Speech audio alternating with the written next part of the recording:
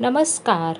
नेहमी इडली आणि डोसाच करण्यापेक्षा त्याच इडली आणि डोशाच्या बॅटरपासून आज आपण वेगवेगळे पदार्थ करणार आहोत. त्याआधी आपण इडलीचं पीठ कसं करायचं ते बघणार आहोत. मी 3 ग्लास एवढे इथे जुने तांदूळ घेतले. जे तांदूळ तुम्ही इडली, डोसा करण्यासाठी वापरता तेच हे तांदूळ आहेत. त्याच कपाने मी 1 कप एवढी उडदाची डाळ घेतलेली आहे.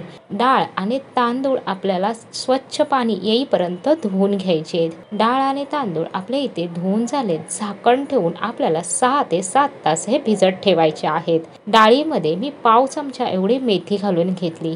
मेथी घालून डाळीवरती सुद्धा झाकण ठेवून आपल्याला तांदळाबरोबर ही डाळ सुद्धा भिजत ठेवायची. 7 तास झाले. तुम्ही इथे पाहू शकता तांदूळ आपले चांगले भिजलेले आहेत. आपल्याला आता हे तांदळाचं पाणी एका पातेल्यामध्ये काढून घ्यायचंय आणि हेच पाणी आपल्याला डाळ आणि तांदूळ मिक्सरला फिरवताना वापरायचं आहे. दुसऱ्या पाण्याचा वापर अजिबात आपल्याला करायचा नाही.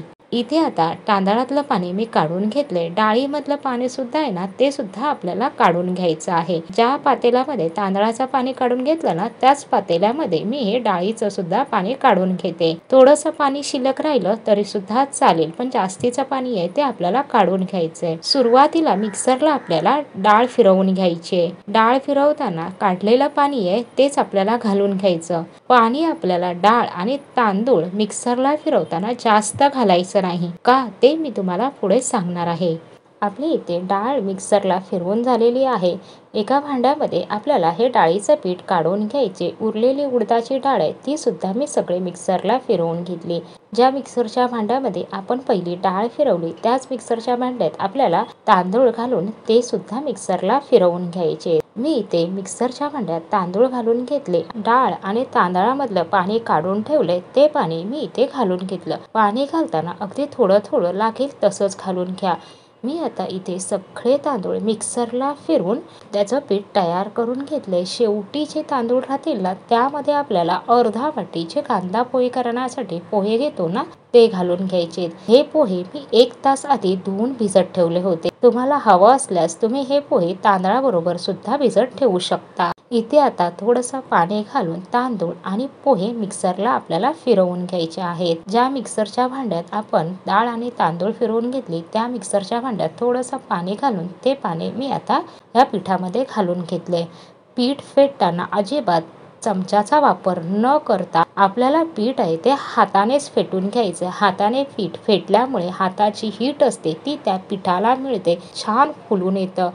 म्हणून आपल्याला पीठ फेटताना कधीही चमच्याने न फेटता ते हातानेच फेटायचं आहे. हाताने सुद्धा पीठ फेटताना तुम्ही इथे बघाल तर माझा हात आहे ना, तो अगदी खालून वरती येत आहे. ह्याच पद्धतीमध्ये आपल्याला पीठ फेटायचं आहे, म्हणजे पीठ छान फेटलं जातं. हे बघा इथे आता मी दाखवत आहे. असं वरती पीठ अजिबात फेटायचं नाही. वरती जर तुम्ही असं पीठ फेटलात, पीठ व्यवस्थित फेटलं जाणार नाही. म्हणून पीठ फेटताना पूर्ण तळापासून हात वरती आणायचा, म्हणजे पीठ छान फेटलं जातं. चवीप्रमाणे मीठ घालून घ्यायचंय. मीठ घालून मिक्स करून घ्यायचे आहे.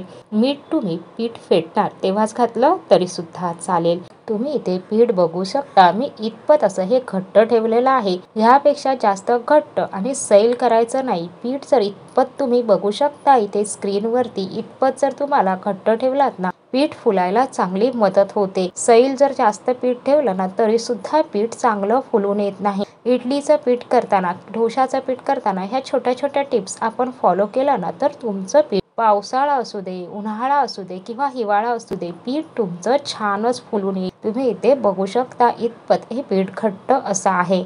आता आपल्याला हे झाकून 7 ते 8 तासासाठी असंच ठेवायचंय. मी रात्रभर हे झाकून असंच ठेवून देणार आहे. इथे तुम्ही बघू शकता सकाळी आपलं पीठ किती छान असं फुलून आलंय. अगदी ते पातेल्याच्या बाहेर आलेलं आहे. झाकणाला पण बघा तुम्ही किती असं चिकटलेलं आहे. पिठाला तुम्ही जाळी बघू शकता. आपण पिठामध्ये काही जास्त घातलं नाही, फक्त पोहे अर्धी वाटी घातलेले आहेत. पीठ फक्त आहे ना ते फेटून चांगलं घ्यायचं आणि सैल पीठ ठेवायचं नाही. इडली डोशाचं पीठ करताना ही जास्त काळजी घ्यायची. पिठाला तुम्ही बघू शकता जाळी किती छान आलेली आहे, म्हणजे आपलं अगदी इडली डोशाचं पीठ हे परफेक्ट असं तयार झालेलं आहे. इथे आता मी तुम्हाला खालून काढून दाखवते. पीठ अगदी खालपर्यंत आपल्या पिठाला छान अशी जाळी आलेली आहे. अख्खं पीठ आपलं हलकं झालं, एकाच दिशेने खालून वरती ह्या पद्धतीत पीठ फेटलं की पीठ हलकं होतं. पीठ हलकं झालं की पीठ फुलायला मदत होते. इथे आता आपलं पीठ तयार झालंय. ह्याच पिठापासून आपण काही रेसिपी करणार आहोत. अजिबात इडली किंवा डोसा आपण करणार नाही.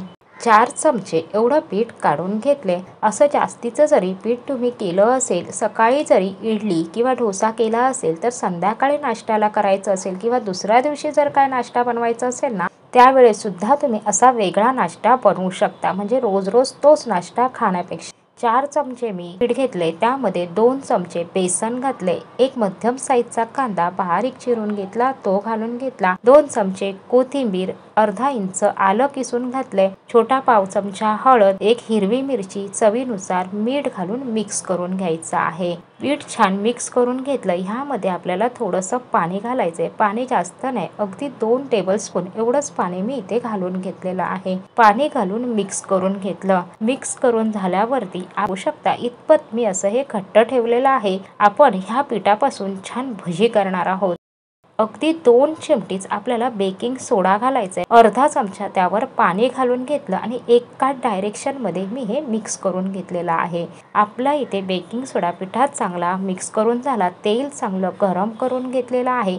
चमच्याने, हाताने तुम्हाला हवं तसे तुम्ही हे भजी तेलामध्ये घालू शकता. तुम्ही बघा भजी घातल्या घातल्या अगदी ते वरती हलके होऊन चांगले तरंगायला लागलेले आहेत. म्हणजे आपलं इथे डोशाचं पीठ अगदी परफेक्ट असं तयार झालेलं आहे. भजी आपल्याला छान हलक्या सोनेरी रंगावरती चांगले तळून घ्यायचे. गॅस इथे मी मध्यमच ठेवलेली आहे. आपले भजी सोनेरी रंगावरती तळून झाले, आपल्याला ते काढून घ्यायचे. तुम्ही बघू शकता भजीला रंग सुद्धा छान आलेत. आपले इथे छान हलके फुलके असे सगळे भजी करून तयार झालेले आहेत. एक भजी मी तुम्हाला तोडून दाखवते. तुम्ही बघाल तर आतपर्यंत ते छान तळले गेलेले आहे. तुम्ही हे भजी चटणी सोबत, सॉस सोबत किंवा असे चहा सोबत सुद्धा खाऊ शकता. अगदी असेच खायला सुद्धा हे अप्रतिम असे लागतात. आता आपण करणार आहोत प्रकार दुसरा. त्यासाठी मी इथे 4 चमचे एवढं इथे डोशाचं पीठ घेतलेलं आहे. आपलं जे इडली डोशाचं पीठ आपण केलंय ना ते घ्यायचं आहे. 1 चमचा आपल्याला आलं आणि हिरवी मिरचीची पेस्ट घालून घ्यायची आहे. इथे हिरवी मिरची आणि आल्याची पेस्ट घालून घेतली. आपल्याला लसणीचा वापर अजिबात करायचा नाही. मिक्स करून झाल्यावर शेवटी आपल्याला 1 पॅकेट फ्रूट सॉल्ट घालायचा आहे. तो घालून आपल्याला मिक्स करायचा. मिक्स करताना एका डायरेक्शनमध्ये आपल्याला मिक्स करायचा आहे. फ्रूट सॉल्ट घालायच्या आधीच आपल्याला आधी पूर्वतयारी करून ठेवायची. ती म्हणजे प्लेटला तेल लावून ठेवायचं आणि पाणी गरम करायला ठेवायचं. त्यानंतरच आपल्याला फ्रूट सॉल्ट घालून घ्यायचा. फ्रूट सॉल्ट घातला, एका डायरेक्शनमध्ये मिक्स करून घ्यायचंय. पीठ प्लेटमध्ये काढून तुम्ही इथे बघाल तर पाण्याला चांगली उकळी आली होती. उलटी एक प्लेट ठेवली, त्यावरती ढोकळ्याची प्लेट ठेवून झाकण ठेवून गॅस मध्यम ठेवून 15 ते 20 मिनिटं आपल्याला हा ढोकळा वाफवून घ्यायचा आहे.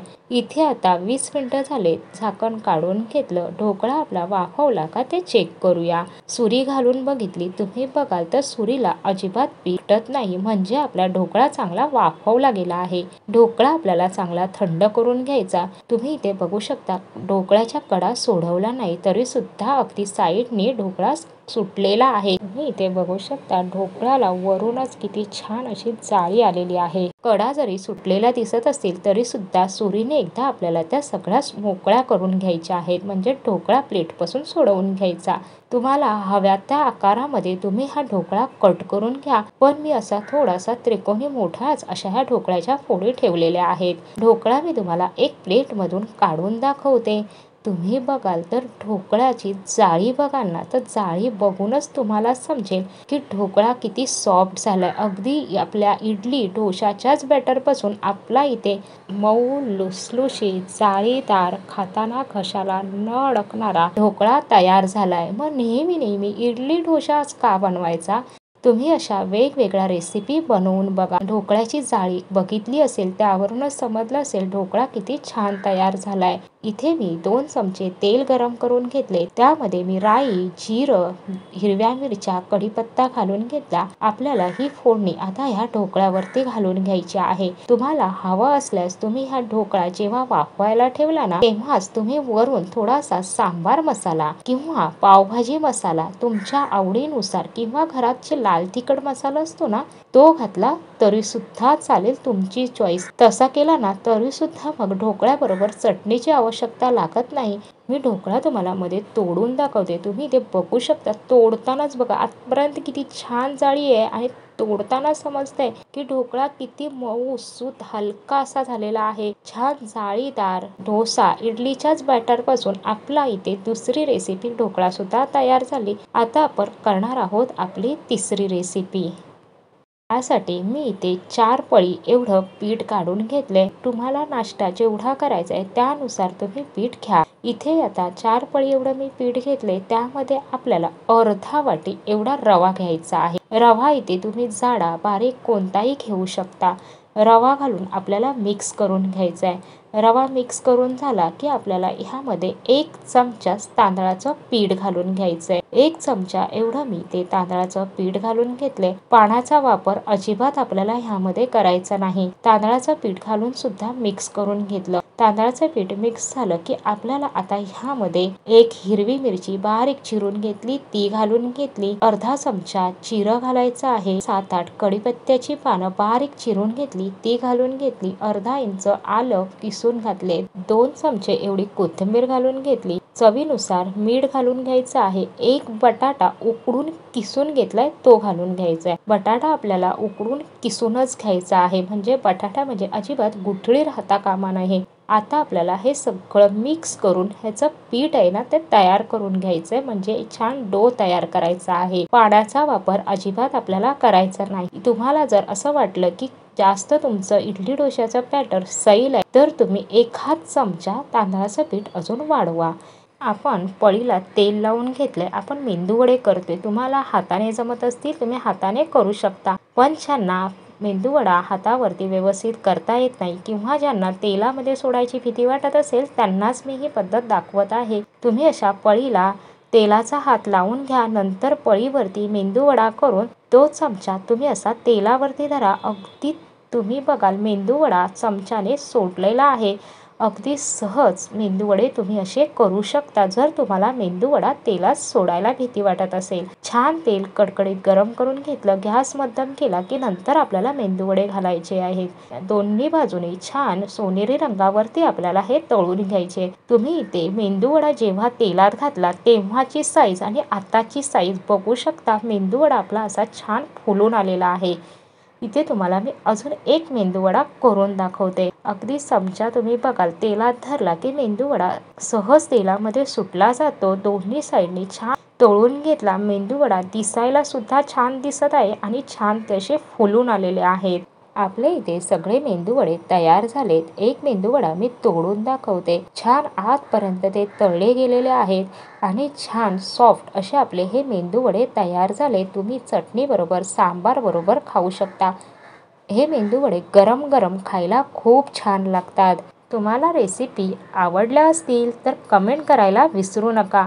रेसिपी आवडल्या तर लाईक, शेअर, सबस्क्राईब करा. भेटूया पुन्हा लवकरच नवीन रेसिपीसोबत नवीन व्हिडिओमध्ये. रेसिपी संपूर्ण पाहिल्याबद्दल तुमचे मनपूर्वक धन्यवाद.